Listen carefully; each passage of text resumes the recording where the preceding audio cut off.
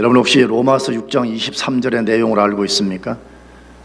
가장 위대한 구절 중에 하나인 로마서 6장 23절의 내용을 알고 있습니까? 뭐지요? 죄의 삭은 사망이요 하나님의 은사는 그리스도 예수 안에 우리 주 안에 있는 영생이니라. 죄의 삭은 뭐라고요? 사망. 죄의 삭은 사망이다. 우리가 노동을 하면 노동의 대가를 받듯이 죄를 지으면 반드시 죄의 삭을 받아서 그 삭은 사망이라 그렇게 말하는 거예요. 여러분, 사망이란 개념은 문자적으로 죽는다는 개념이죠. 그러나 이 속에는 고통이라는 말이 분명히 동반되어 있습니다. 죄 지으면 고통받게 된다는 것이에요. 그렇다면 죄를 짓고 죄 때문에 고통과 절망 가운데 있는 우리가 그것을 벗어나는 비결을 알고 있느냐 하는 것입니다. 왜? 그리스도인들의 삶은 그런 거잖아요. 문제가 생겼을 때에 우리가 성경적 원리로 그것을 어떻게 극복해내느냐를 알고 있어야 되잖아요. 그럼 만일에 어떤 사람이 죄를 범해서 절망과 고통 중에 빠졌다면 그것을 벗어나는 비결을 알고 있느냐 하는 것이에요. 또 그걸 알고 있어야 돼요. 그렇다면 죄로 인한 고통에서 벗어나는 비결은 뭐지요? 성경은 딱 한 가지라고 말해요. 그 비결은 회개하고 하나님께로 돌아가는 것이라고 말해요. 회개하고 누구께로 돌아가는 거라고요? 하나님께로 돌아가는 것이라고 말해요. 아무리 깊은 절망과 큰 고통 중에 있는 사람이라고 할지라도 진심으로 회개하고 하나님께로 돌아간다면 그것들로부터 건짐을 받고 진정한 영적 자유를 경험하게 된다고 성경이 약속하는 거예요. 이게 무섭고 중요한 말씀이에요. 장부한 목사가 약속한 것이 아니고 성경 곧 하나님이 그렇게 약속을 했다는 것이에요. 그 약속 중에 하나가 사도행전 2장 38절인데 같이 읽어보겠습니다. 베드로가 가로되 너희가 회개하여 각각 예수 그리스도의 이름으로 세례를 받고 죄 사함을 얻으라. 그리하면 성령을 선물로 받으리라.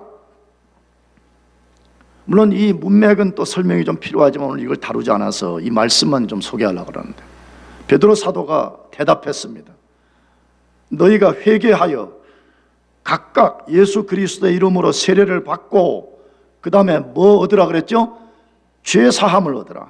회개하고 죄 사함 받으라. 그러면 반드시 거기에 동반되는 결과가 있다고 말하는데 성령을 선물로 받을 것이라 그렇게 말했어요. 여러분, 이것은 우리가 받을 수 있는 최고의 축복입니다. 왜 그렇지요?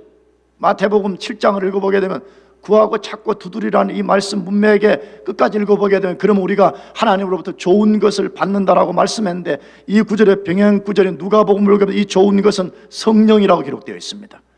하나님이 우리에게 줄 수 있는 최고의 선물은 그의 성령인 것을 믿으시기 바랍니다. 그러면 우리가 진짜 회개하면 모든 고통에서부터 건짐을 받고 동시에 하나님의 가장 고귀한 성령을 선물로 받게 된다고 성경이 약속을 하고 있어요. 그런데 문제가 하나 있어요. 무슨 문제냐? 문제는 참 회개를 하지 않는다는 것입니다. 회개를 말하지만 진짜 회개가 아니고 자기 후회에 그치는 경우가 너무 많다는 거예요. 나는 오늘 승욱이 기도를 들으면서 깜짝 놀랐어. 승욱이가 내가 전혀 이런 거 내가 기도한다고 말하지도 않았는데 승욱이가 회개를 기도했어. 할렐루야. 이야, 승욱이 너무 멋있어. 내가 요즘 승욱이 많이 자랑하고 다니거든. 진짜 우리 승욱이 같은 남자가 진짜 좋은 신랑감이라는 거예요. 여자들은 그걸 볼 수 있어야 돼. 할렐루야. 사실이야. 내가 승욱이를 대학생 때부터 내가 쭉 봐왔는데 진짜 착하지. 하나님 앞에서 신실하지. 와, 나 오늘 기도를 들으면서 승욱이 많이 컸구나. 아니, 나쁜 뜻으로 비웃는 말로 하는 게 아니고 우리 흔히 말하면 야, 은선이 많이 컸네, 그런 뜻이 아니에요. 지금 진짜 잘 성장했다는 거야. 할렐루야. 야, 승욱이도 그 기도했잖아요. 말로만 하는 회개, 말로만 공허한 메아리 뭐 비슷한 말 했잖아요. 내가 옮기지는 못하지만 문제는 우리가 참 회개를 하지 않고 회개한다고 상당히 많은 사람들이 말하지만 자기 후회에 그치는 경우가 많다는 거예요. 그렇기 때문에 진짜 죄 용서를 받지 못하고 성령을 선물로 받지 못하며 성령으로부터 오는 진정한 자유를 누리지 못한다는 거예요. 그러면 진짜 회개는 뭐냐 하는 거예요. 참된 회개의 요소는 무엇이냐 하는 것이에요. 오늘 본문에서 그것을 잘 배울 수가 있습니다. 본문의 백그라운드는 지금 계속 제가 말씀을 드리는데, 이스라엘 백성들이 함께 모여서 성경을 읽는 중에 영적 부흥을 경험하게 되었습니다. 영혼이 진짜 살아나는 것을 경험했습니다. 그 결과로 그들은 그동안에 까마득히 잊었던 하나님과 그 하나님이 이스라엘 역사에, 다시 말해 자기들의 삶에 어떤 섭리를 펼쳐주셨는가를 보게 되었습니다. 동시에 그 선하신 하나님 앞에 자기들이 어떤 반응을 보였는가를 알게 되었어요. 그리고 동시에 왜 자신들이 그렇게 처참한 상태에 빠지게 되었는가 하는 것을 깊이 깨닫게 되었습니다. 내가 지난주에도 말씀드렸습니다. 성경을 부지런히 읽기를 축복합니다. 성경을 읽으라고. 난 진짜 우리 대학부를 너무너무 난 사랑하는데, 내가 이번 금요일에도 잠언서 2장을 강의하면서 말씀을 드렸어요. 잠언서 2장에는 우리가 성경을 얼마만큼 우리가 최선을 다해서 취해야 되냐고 말할 때 8가지 동사를 통해서 말했다고 말했죠. 8개의 명령형으로 말씀을 했어요. 근데 그 중에 하나의 비유가 뭐냐 그러면, 우리가 은금을 찾는 것처럼 하나님의 말씀을 취하라 그렇게 말해요.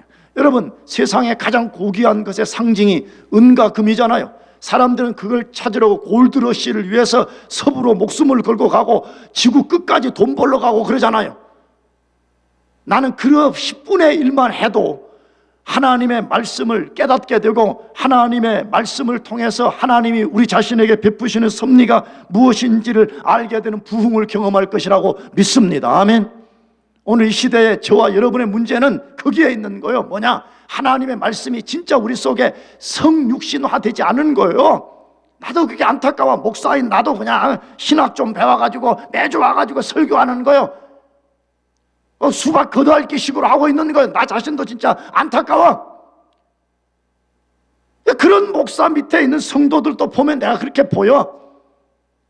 수박 걷어핥기 하는 거예요. 하나님의 말씀이 진짜 우리의 심령 속에 잘 박힌 모처럼 확 박히거나 그냥 불처럼 우리 속에 확 들어와가지고 그 말씀이 진짜 우리 성육신화 되는 거예요. 그냥 하나님의 말씀이 성육신 되었다고 요한복음 1장에 말하는 것처럼 그 말씀이 우리 속에 우리 것 화되어서 우리를 사로잡는, 이것이 없으니까 그리스도인들이 살았다는 이름은 가졌으나 실상은 죽어 있어요. 기도를 5분도 못해. 기도를 10분도 못해. 내가 우리 대학부 친구들에 도전해서 뭐라고? 인생에 큰 계획을 가진 사람은 기도를 오래 할 수밖에 없어요. 생각해 보세요. 그냥 내가 점심에 뭐 먹을 까? 짜장면 먹을 건가? 한식 먹을 건가? 그걸 결정하는 기도는 30초만 하면 돼. 여러분, 짜장면 먹을 건가? 한식 먹고 2시간 기도하는 사람 봤어요? 그러나 여러분, 내 인생이 앞으로 나는 이 상태로 만족할 수 없습니다. 왜? 하나님이 전능하신 분인데 나는 이 상태로 내가 만족할 수 없습니다. 내가 비록 모자라고 부족하지만 나는 이 상태로 살 수 없습니다. 나는 하나님 안에서 내 인생의 장막의 틀을 넓히고 나는 하나님 앞에 한 번이라도 제대로 쓰임 받다가 내 죽게 가고 싶습니다 하는 이 거대한 인생의 스케일을 갖고 있는 사람은 어떻게 기도를 5분만 할 수가 있죠? 어떻게 그런 사람이 기도를 안 할 수가 있는 거죠?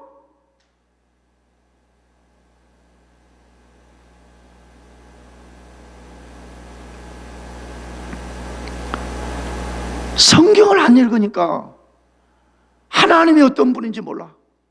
하나님이 내 인생에 줄기차게 역사해준 그분의 프로비던스를 한 번도 본 적이 없어. 그러니까 맨날 인생이 10년 전이나 10년 후나 똑같은 거예요. 사랑하는 교우 여러분, 난 여러분 야단치려고 그런 게 아니에요. 성경을 읽읍시다. 아멘. 그래서 읽어요. 성경을. 성경 읽어야지 하나님이 성경을 통해서 우리에게 자신을 보여주시고 그 다음에 우리를 보게 만들어주잖아요. 자꾸 여러분 쓸데없이 하나님을 성경 말고 딴 데 가서 알라고 하면요, 그건 이상한 신비주의자들이 그렇게 하는 거예요. 하나님을 알 수 있는 유일한 것은 성경밖에 없어요. 할렐루야. 로마서 2장을 읽어보면 하나님이 만물 가운데 자기의 신성을 알게 만들었다고 말씀해요. 그런데 문제는 뭐냐? 그걸 보면 신이 존재한다는 것은 알 수 있지만 그 신이 우리가 믿는 여호와 하나님이라는 걸 우리가 알 수가 없어요. 왜? 죄 때문에 우리가 그 하나님을 아는 기능이 망가져 버렸어요. 그렇기 때문에 하나님을 아는 유일한 길은 성경밖에 없습니다. 그러면 하나님을 알려면 우리가 부지런히 성경을 읽어야 돼. 그러면 이스라엘 백성들처럼 부흥이 일어나가지고 하나님이 우리 삶에 어떤 프로비던스를 펼쳤는가 이걸 알게 되기 때문에 이스라엘 백성들처럼 하나님 앞에 진실로 참으로 회개할 수밖에 없는 것이에요. 그래서 이스라엘 백성들이 그 선미 아래서 그들이 회개하게 되는 것이에요. 그 내용이 오늘 본문의 내용이에요. 그래서 오늘 본문의 32절의 시작은 히브리어는 웨아타 이렇게 됐어요. 웨아타. 이 말은 영어로는 therefore, 우리말은 이제 이렇게 돼 있어요. 내 성경은 안타깝게 이제라는 단어가 없어요. 여러분 성경 있나 모르겠어요. 이제 전환하는 거예요. 하나님이 이렇게 긴 역사 속에 선함을 베풀어 주셨지만 우리는 끝까지 불순종으로 반역했습니다. 그러나 이제 하나님 라고 위대한 느헤미야 9장의 결론에 도달하게 된 것입니다. 그들은 어떻게 하는 것이 자신들의 고통에서 벗어나고 참된 자유를 다시 얻게 되는 것인지를 알게 되었습니다. 그래서 오늘 본문 32절로부터 위대한 회개 기도, 참으로 살게 되는 길을 찾게 된 것입니다. 진짜 우리가 사는 길이 뭐냐 하는 거예요. 어떻게 하면 진짜 우리가 죄로 말미암아 고통에서 벗어나서 진짜 우리가 살게 되는 역사가 일어나느냐, 그걸 그들이 말하는 거예요. 그러므로 우리도 레인들의 기도를 통해서 회개의 참 요소를 배우고, 만일에 지금까지 회개한다고 말했지만 자기 후회하는 사람, 쉽게 말해 자기가 쪽팔린다, 내가 이렇게밖에 못 살았냐, 자기 후회에 빠진 사람, 우리 승우의 말대로 저 공중에다가 허공에다가 대놓고 공허한 소리를 우리가 했다면 우린 참 회개로 돌아가기를 원하는 것입니다. 진짜 회개를 해보기를 원하는 것입니다. 그래서 이스라엘 백성들이 경험한 것처럼 죄 용서를 받고 성령의 충만함을 입고 하나님이 주시는 참된 자유를 경험하는 거예요. 그렇다면 참 회개의 요소는 뭐냐 이거예요. 어떻게 하는 것이 진정한 회개냐 하는 것이에요. 첫 번째로 하나님께 자기의 죄를 인정하고 용서를 구하는 것이 제일 중요한 것. 하나님께 자기의 죄를 뭐 하라고요? 자기 죄를 인정하는 것이 회개의 가장 중요한 첫 번째 요소예요. 자기 죄를 인정할 줄 알아야 돼요. 근데 여러분 이렇게 하나님, 나는 죄 인정 많이 하는데요. 여러분 진짜 여러분의 죄 인정이 진짜 하나님이 원하는 죄 인정인지를 본문을 통해서 잘 살펴보는 것이 필요해요. 그러면 이스라엘 백성들은 하나님 앞에 그들이 죄를 인정하게 되었는데 어떻게 인정했다 그래요? 9장 34절에서 37절까지 말씀인데 제가 읽어볼 건 여러분 잘 주목하고 따라와 보시기 바라요. 우리 열왕과 방백들과 제사장들과 열조가 주의 율법을 지키지 아니하며 주의 명령과 주의 경계하신 말씀을 순종치 아니하고 저희가 그 나라와 주의 베푸신 큰 복과 자기 앞에 주신 넓고 기름진 땅을 누리면서도 주를 섬기지 아니하며 악행을 그치지 아니한 고로 우리가 오늘날 종이 되어 쌌는데 곧 주께서 우리 열조에게 주사 그 실과를 먹고 그 아름다운 소산을 누리게 하신 땅에서 종이 되었나이다. 우리의 죄로 인하여 주께서 우리 위에 세우신 이방 열왕이 이 땅에 많은 소산을 얻고 저희가 우리의 몸과 육축을 임의로 가나라오니 우리의 곤란이 심하오며 라고 되어 있습니다. 이스라엘 백성들은 자기들이 이방의 왕들에게 지배를 받는 종이 되었다고 말하고 있어요. 그건 우리가 알듯이 바벨론의 포로로 잡혀가 있다가 바벨론을 페르시아가 먹고 지금 여전히 페르시아의 지배 아래 있다, 지금 그 말이에요. 페르시아의 왕의 종로로 타고 있다, 그 말이에요.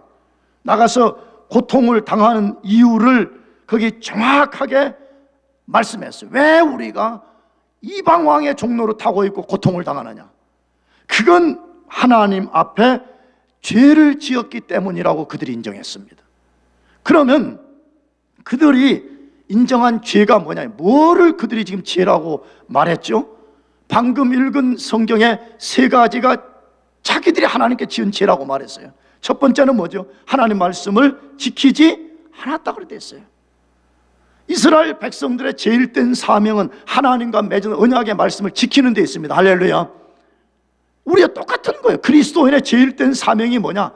그리스도인의 제일 된 사명은 선교하는 것도 아니고 이 동네 가난한 사람들 긍휼 사역하는 것, 그것이 제일 된 사명이 아니에요. 그리스도인의 제일 된 사명, 교회의 제일 된 사명은 하나님의 말씀을 지키는 거예요. 할렐루야. 아멘해요. 왜? 마음에 안 들어요? 교회 제일 된 사명이 선교고 구제해야 되는데 목사님은 이상한 소리 한다는 거예요. 그건 내가 보기엔 그렇게 말하는 사람이 이상한 거예요. 교회의 제일 된 사명, 목사의 제일 된 사명, 성도의 제일 된 사명은 세상이 반쪽이 나더라도 하나님 말씀을 끝까지 지키는 거예요. 아멘. 이것만이 진리고 이것만이 하나님의 명령이라는 것을 믿고 그걸 지키는 일을 하는 것이 이스라엘 백성들의 소명이었고 오늘 우리들의 소명이었는데 이스라엘 백성들은 하나님 말씀을 지키지 않았더라, 그렇게 돼 있어요. 두 번째로 하나님 말씀에 순종하지 않았더라 그랬어요. 하나님 말씀에 뭐 하잖아요? 순종. 이 말씀대로 내가 순종하며 살라고 하는 그거 순종 안 하고 살았다는 거예요. 세 번째로는 악행을 일삼았다, 그렇게 말해요. 그 악행을 일삼은 내용 중에 하나가 뭐예요? 하나님이 주신 복과 기름진 땅에 살면서도 하나님을 섬기지 않았더라 그렇게 돼 있어요. 여러분, 이게 진짜 말로 다 할 수 없는 아픔인 거예요. 하나님이 주신 기름진 땅에서 그 풍요를 누리면서도 하나님을 안 섬기는 거예요. 내가 어제 지난주에도 말씀을 드렸잖아요. 하나님이 주신 기름진 것은 좋아하면서도 그걸 주신 하나님을 발로 차버리는 거예요. 오늘 그런 그리스도인들이 얼마나 많은지 몰라요. 끊임없이 하나님 앞에서 이것 주세요 저것 주세요 라고 부르짖지만 그것을 주시는 하나님을 안 섬겨. 하나님이 그걸 주시면 그건 누리지만 하나님을 발로 차버리는 악행을 범하는 사람들이 얼마나 많은지 몰라요. 여러분, 이것이 죄인 거예요. 그러면 여러분 속으로 혹시라도 목사님, 나는 기름진 땅 받은 것도 없습니다. 내 유학생활하면서 내가 뭐 땅이 한 평 있습니까? 집이 한 채 있습니까? 나는 아무것도 없습니다. 내하고는 관계없는 말씀이에요. 천만의 말씀이에요. 내가 지난주에도 대학부에 도전해서 말씀했지만 여러분이 여기 지금 유학 와서 공부하는 자체가 하나님이 기름진 땅을 주신 거예요. 할렐루야.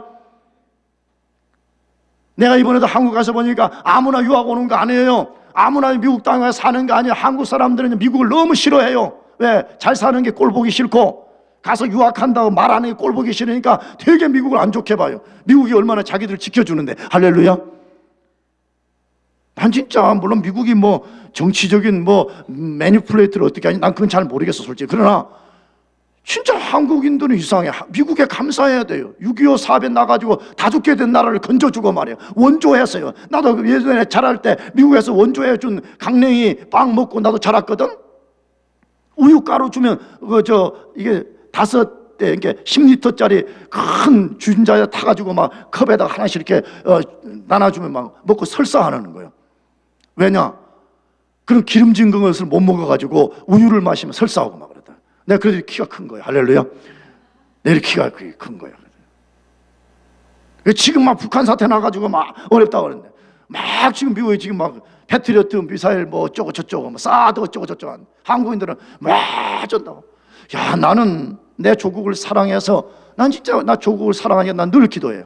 내가 기도할 때마다 우리 조국을 불쌍히 여기다 기도하거든요. 근데 한편 이해가 잘 안 돼. 모르겠어. 나 그 정치적으로 군사적으로 무슨 정략 무슨 계략인지 난 모르겠지만 그냥 단순한 사람의 입장에서 보면 아주 감사해야 되는데 말이에요. 감사해야 되는데 말이에요. 여러분, 아무나 와서 유학하는 거 아니잖아요. 아무나 이 땅에 와서 살고 있는 거 아니잖아요. 여러분이 아무리 힘들다 그래도 최소한 여러분의 부모들이 여러분을 유학 보낼 만큼은 되니까 지금 보내준 거 아니에요. 하나님이 기름진 것을 누리며 살도록 해주셨음에도 불구하고 그것을 먹어 그 땅에 발을 딛고 살아 그러면서도 하나님을 발로 차고 악행을 행하는 그런 죄악을 범하는 사람들이 얼마나 많은지 몰라. 난 여러분 사랑해서 하는 말이 우리 대학부 친구들, 청년들, 우리 장년들 얼마나 귀한지 모르겠어요. 착하고 충성되고 진짜 그래요. 개망나니처럼, 영적인 개망나니처럼 말이에요. 뺀들뺀들하고 말이에요. 하나님이 세워준 목사의 말을 안 들으려고 그러고 말이에요. 교회를 자기 욕심을 쟁취하는 발판으로 삼으려고 그러고 말이에요. 여자나 한 명 꼬시는 장으로 삼으려고 그러고 말이에요. 여러분, 그게 죄인 거예요. 남자 여자 교제하지 말라는 말이 아니에요. 하나님이 주신 기름진 것을 먹고 하나님이 주시는 젖과 꿀이는 땅에 발을 딛고 살면서도 하나님을 섬기지 않고 하나님을 발로 걷어차는 그것이 죄라고 지금 말씀하는 것이에요. 여러분 안 그래요? 썬데이 크리스찬으로 와서 예배 드렸다고 도장 한번 찍어주면 내가 하나님께 사명을 다하고 하나님을 다 섬긴 것처럼 혹시 그렇게 반응하고 있지 않아요?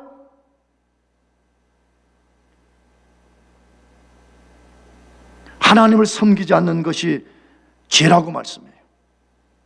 하나님의 말씀을 지키지 않는 것이 죄라고 말씀하고 있어요. 나가서 하나님의 말씀을 읽지 않고 발로 걷어차고 사는 것 자체가 죄라고 말씀하는 것이에요. 이스라엘 백성들은 그것이 죄인 것을 깨닫고 그 죄를 하나님 앞에 인정했더라, 그렇게 말하고 있어요. 그렇다면 왜 사람들은 죄를 쉽게 인정하지 않을까요? 죄 인정하라 그러면 아까도 말씀드린 자기 후에 넋두리를 펼쳐놓는 것 정도로 끝나버리고 진짜 하나님이 말씀하는 죄의 본질, 죄의 근원, 죄의 실상에 대해서 왜 사람들이 쉽게 죄를 인정하지 않냐 하는 것이 두 가지 이유 때문입니다. 첫째로는 인간 안에 있는 죄악성 때문에 그렇습니다. 여러분 이걸 항상 기억해야 돼요.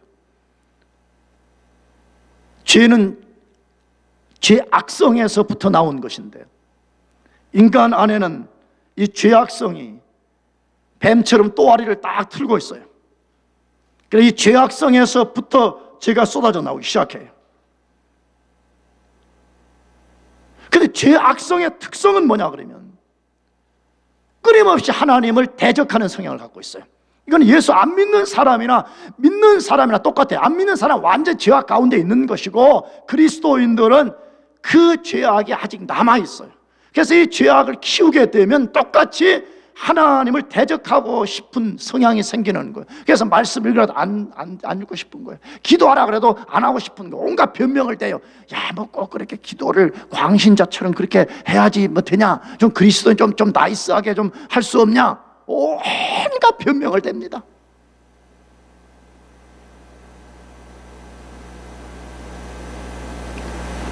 여러분 죄악성이 얼마나 사악한 것인가를 우리가 똑똑히 볼 수 있어야 돼요. 그걸 보기 전에는요 죄로부터 돌아설 마음이 안 생기는 거예요. 두 번째로는 사람들이 하나님 앞에서 자기 죄를 정확히 본 적이 없기 때문에 그랬습니다. 하나님 앞에서 내 죄가 무엇인가를 정확하게 본 적이 없습니다. 근데 여러분 하나님 앞에서 자기 죄를 보는 원리는 무엇이에요? 보이지 않는 하나님 앞에서 어떻게 우리가 우리 죄를 직면할 수가 있겠어요? 그 유일한 방법은 하나님의 율법입니다. 아멘.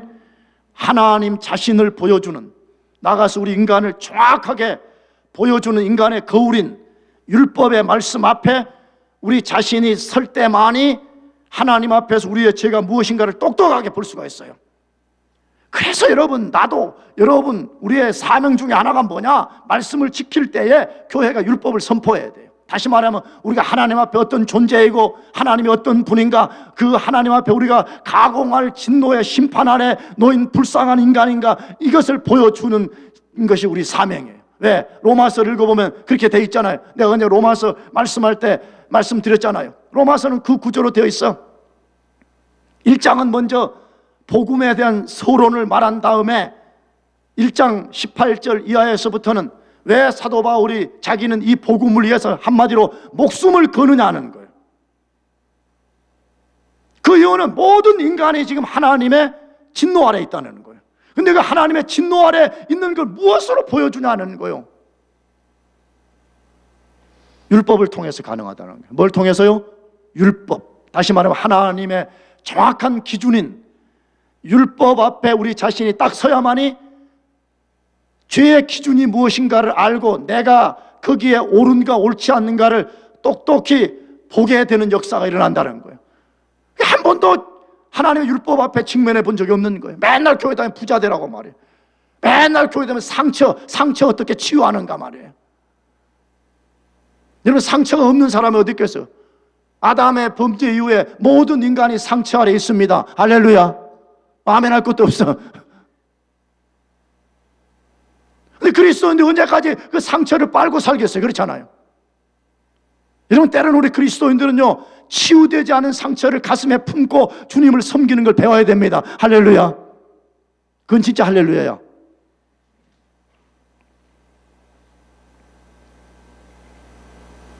그러므로 우리의 죄악성을 직시하고 하나님의 율법 앞에 우리가 서기 위해서는, 그래서 하나님의 은혜가 필요한 것이고 성경을 읽는 것이 절대로 필요한 것이에요. 이스라엘 백성들을 보세요. 끝까지 하나님을 반역을 깨다가 바벨론 포로지에 잡혀가서도요, 제정신 못 차리는 거예요. 내가 성경 읽어보니까. 그래서 하나님이 은혜로 해방을 내리시고 이제 그들 속에 느헤미야와 에스더 같은 사람을 보내가지고 성경을 읽게 만들어서 성경을 읽는 동안에 하나님이 강력한 은혜를 부어주신 거예요. 그러니까 은혜가 그냥 그들 속에 소낙비처럼 불처럼 임해서 악성이 깨어지기 시작하는 거예요. 냉담한 얼음덩어리 같은 마음들이 녹아지기 시작하는 거예요. 강철 같은 마음들이 그냥 불에 녹아지는 것처럼 녹아지는 역사가 일어나기 시작하는 거예요. 그러니까 자기들이 죄악을 깨닫기 시작하는 거예요. 지금도 마찬가지예요. 동일한 죄악성을 갖고 하나님 앞에 반역적 태도를 가지고 사는 인생이 변화되는 유일한 길은요, 무슨 상담 심리학처럼 뭐 상처 좀 이야기하고 적극적 사고방식을 가지고 상대방의 엉덩이 좀 몇 번 두드려주면 고쳐지는 문제가 아니에요. 그러면 그리스도가 이 세상에 오실 필요도 없고 그리스도가 당신의 말씀을 우리들에게 주실 필요도 없잖아요. 여러분, 인간의 죄악성을 바꾸는 것은 그것을 깨뜨리는 하나님의 은혜로만 가능합니다. 할렐루야. 은혜 받아야 되는 거예요. 은혜 받아야 돼요. 성경을 읽고 하나님의 역사로 은혜를 받게 되면, 그렇게 하지 말라 그래도 자동적으로 그냥 그 원리를 따르게 되면 자동적으로 하나님의 언약과 자비로운 성품에 근거해서 죄 용서를 구하게 된다는 거예요. 당연히 그렇지 않겠어요?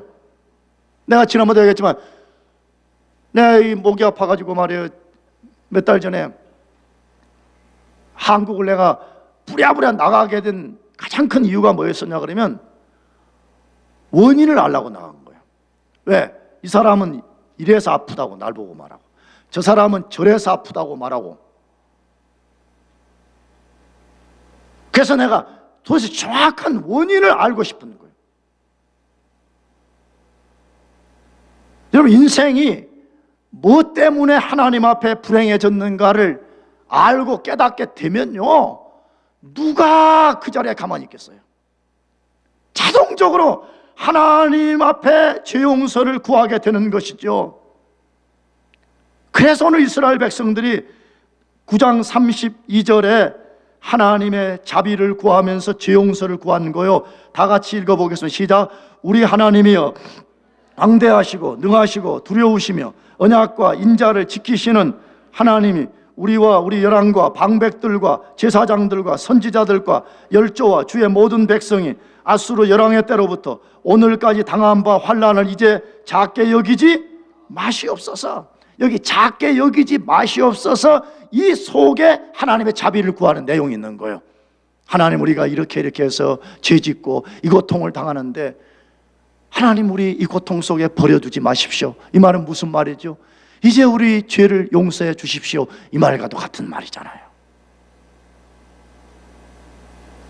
우리가 죄를 깨닫고 그것을 인정하고 하나님 앞에 우리가 자비를 구한다면요, 자비의 제한이 없으신 무한하신 하나님께서 우리 죄를 용서하시고 우리 삶의 무거운 이 죄를 완전히 벗어내 주시고 우리를 자유케 하실 것을 믿으시길 바랍니다. 마지막 두 번째, 오늘 세 포인트 두 개만 하려고 그래요. 세 번째, 셋째 포인트로 민어경제, 참된 회개 요소 뭐냐 이거예요. 하나님께 순종하며 살 것을 결단하고 실제로 그렇게 사는 거예요. 내가 죄 인정하고 순종할 것을 하나님께 결단했다면 실제로 그렇게 사는 것이 진짜 리펜턴스다 이 말이에요. 그걸 어디에서 다루죠? 느헤미야 9장 38절인데 같이 읽어보겠습니다. 시작. 우리가 이 모든 일을 인하여 이제 견고한 언약을 세워 기록하고 우리의 방백들과 레위 사람들과 제사장들이 다 인을 친언이라 하니라. 여러분, 이건 뭐 보여주는 말씀이에요? 이스라엘 백성들이 영적으로 큰 깨달음을 얻고 회개한 후에 언약을 거기 다시 기록했다 그래 돼 있죠. 언약을. 그리고 그것을 지키며 살겠다고 그 기록한 언약에다가 다 사인을 했다는 거예요. 그 사인한 사람들의 명단이 10장에 가면 기록이 되어 있어요. 이스라엘 역사 안에서는 언약을 세우고 언약을 다시 갱신한 사건들이 굉장히 많아요. 최초의 언약은 언제 세웠죠? 물론 뭐 아브라함 때 뭐 이것도 세운 것이 그 오리진이죠. 그러나 이스라엘 백성들과 언약을 맺은 것은 출애굽하고 시내산에서 최초의 언약을 맺었습니다. 출애굽 1세대와 언약을 맺었어요. 언약의 내용이 뭐지요? 나는 너희의 하나님 노릇하고 너희는 내 백성 노릇하라 이거예요. 딱 두 가지예요. 언약은 딱 그 핵심이 거야. 동전으로 하면 앞면은 나는 너희의 무슨 노릇 해주겠다? 하나님 노릇 해주겠다. 대신에 너희는 내 백성 노릇하라 이것이에요. 그럼 아버지 노릇은 뭐냐? 난 너희들의 모든 필요를 채워주고 너희들을 인도하고 너희들을 보호할 것이라는 거예요. 그러나 백성 노릇이 있다는 거예요. 백성 노릇은 뭐냐? 대신 너희들은 나와 맺은 커버넌트에 순종해야 된다는 거예요. 이게 언약의 내용이에요. 그래서 이제 이스라엘 백성들이 다 사인한 거예요. 쉽게 말하면. 왜? 언약의 중매쟁이인 모세가 내려가서 그것을 백성들에게 말했을 때 이스라엘 백성들이 다 그렇게 하겠다고 전부 다 동의했다 그렇게 돼 있어요. 그래서 언약에 사인한 내용이 뭐냐 그러면 십계명을 받는 거예요. 이스라엘 백성들이 십계명을 받는 중에 벌써 언약을 깨뜨려 버렸습니다. 시내산 아래쪽에서 금송아지 만들어 놓고 이것이 우리를 애굽에서 인도한 하나님이라고 말하면서 벌써 깨뜨려 버렸습니다. 그러나 하나님 다시 자비를 베푸셨죠. 대신 광야의 백성들은 다 죽었습니다. 광야에서 태어난 2세대가 요단강을 건너기 전 모압 평지에서 두 번째 언약갱신을 했습니다. 그래서 그것이 신명기서예요. 1세대는 출애굽기 이야기고 2세대는 신명기 이야기가 거기 기록되어 있는 것이에요. 그리고 이스라엘 백성들이 요단강에 건너갔을 때에 다시 세겜이라는 지역에서 다시 언약을 재갱신했더라 그렇게 되어 있어요. 그래서 그걸 세겜 언약이라고 부르요. 그래서 그런 언약을 다시 기록하고 언약에 다시 사인하는 사건들이 이스라엘 역사에 반복이 되었습니다. 왜 그런 것이에요? 인간의 연약성 때문이죠. 끝까지 그걸 지키지 못하고 중간에 넘어지고 실패하고 어그러져 하나님 다시 또 이렇게 세우면 그때 깨닫고 하나님 이제 우리 다시는 죄짓지 않고 이 언약에 순종하는 백성으로 살겠습니다 하고 자기들이 의지적 결단을 내려서 그 언약에 사인을 한 거예요. 이제 이렇게 살겠습니다 하는 것이에요. 이스라엘 백성 그래서 언약을 기록하고 거기에 사인했더라 그렇게 돼 있어요. 뭐 보여준다고요? 진짜 회개가 뭐냐 하는 것이에요. 여러분, 진짜 회개는 하나님 앞에서 죄를 인정하고 그 죄로부터 돌아서서 하나님께로 돌아가며 하나님 말씀에 순종해서 사는 것입니다. 이거 내가 몇 번 이야기했어. 리펜턴스는 죄로부터 돌아서서 자기 길로 가는 게 아니에요. 자기 가고 싶은 길로 가는 것이 아니에요. 하나님께로 돌아가는 거예요. 할렐루야. 잘못된 길인 걸 깨닫고 돌아서서 하나님께로 돌아가서 하나님 말씀에 순종해서 사는 것이에요. 여러분, 참 회개는요, 거기에 반드시 지정의 세 요소가 동반되게 되어 있어요. 이스라엘 백성 그렇게 했다고 말해. 그들이 지적인 반응으로 자기들의 죄를 인정했다고 했습니다. 감정적 반응으로는 오랫동안 하나님을 반역함으로 하나님께 고통을 안긴 것에 대한 슬픔이 있었더라 그렇게 말하고 있어요. 이 말이 중요해요. 죄 때문에 내가 피해를 입은 것에 대한 슬픔이 아니라 하나님을 슬프게 했다는 감정적 아픔이 그 속에 있었다는 거예요. 그리고 마지막으로 그들은 하나님 앞에서 바르게 살기로 의지적 결단을 했더라 그렇게 되어 있습니다. 여러분, 이것이 참 회개의 요소라고 말해. 여러분이 진짜 죄의 고통으로부터 벗어나고 싶다면 진짜 회개하기를 축복합니다. 여러분, 그러면 진짜 회개하면 참 회개의 결과가 무엇입니까? 그것은 죄사함과 영혼의 자유를 얻는 것입니다. 여러분, 이건 안 누려본 사람들은 몰라요. 죄 짓고 죄로 인한 무거운 고통이 무엇인가를 아는 사람만이 죄사함이 얼마나 큰 축복인지라는 거. 다윗이 시편 32절에 그렇게 말하죠. 죄사함을 얻고 허물의 가리움을 입는 자의 복에 대해서 말했잖아요. 자기가 우리아의 아내 밧세바를 범한 후에 죄의 고통이 자기의 뼈를 썩는 것 같게 만들었다 그래요. 뼈를 썩게 만드는 캔서, 암의 고통과 같은 고통을 느꼈다는 거, 쉽게 말하면. 근데 하나님이 자기가 죄 용서를 구할 때에, 인정하고 구할 때, 죄 용서를 받았을 때 얼마나 그것이 기뻤는가, 얼마나 그것이 컸는가, 그것을 말하는 거잖아요.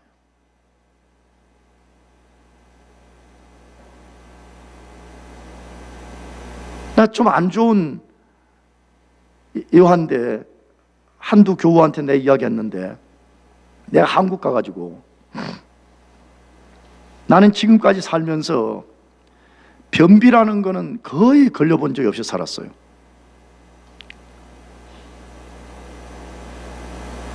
근데 한국 가가지고 이 진통제를 계속 막 센 걸 막 하루에 3번씩 먹으니까 그 진통제가 변비를 유발시킨다는 거예요. 아, 근데 조금 처음에 또 이상해. 초기에 막 먹으니까 조금 내가 전에 없던 막 그런 변비 증상이 조금 있어서 한국 와서 너무 좀 잘 먹어서 그러나? 그러다 막 먹기 시작했어요. 근데 어느 아침에 내가 여차했으면 병원에 실려갈 뻔 알았어요. 정말요.